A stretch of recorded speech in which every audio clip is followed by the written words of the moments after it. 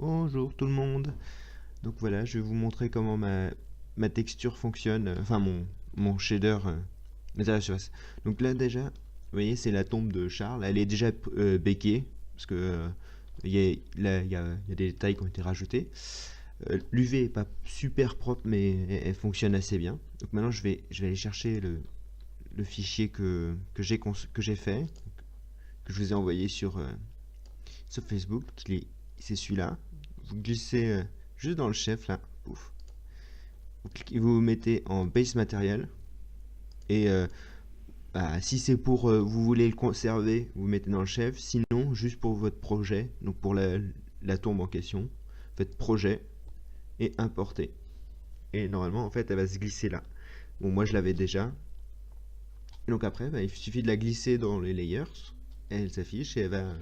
Faut que le temps qu'elle charge. Elle fait déjà un truc avec les paramètres de base. Mais ce que j'ai fait, c'est que sur la droite, j'ai rajouté des paramètres. Donc elle a une couleur qu'on peut changer. Alors si je veux que ce soit rouge, normalement ça fonctionne. Paf. Et on peut gérer l'opacité de la couleur. Donc, moi je pensais que blanc c'était un peu mieux. Mais enfin voilà, ça se gère ici. Ensuite, il y a alpha, bêta et gamma, c'est trois niveaux de détail en fait. Et dans le premier, tu as des paramètres qu'on peut changer là. Bon, sur la tombe, c'est assez gros, donc ça fait tout de suite quelque chose de violent. Mais on peut normalement changer la taille des détails et genre un peu la rotation, le motif de base. En fait, c'est un polygone à 5 côtés là, mais on peut le faire réduire et du coup, il va pas donner les mêmes aspérités de la pierre. Bon, après, les paramètres de base fonctionnaient à peu près bien pour cette tombe, mais on peut donner plus de côtés détruits, plus de côtés de trucs comme ça. Et tu as à peu près la même chose pour les autres niveaux de détail, avec différents paramètres, parce que j'ai pas donné les mêmes variables pour chaque petit truc, et on peut s'amuser facilement avec. Bon,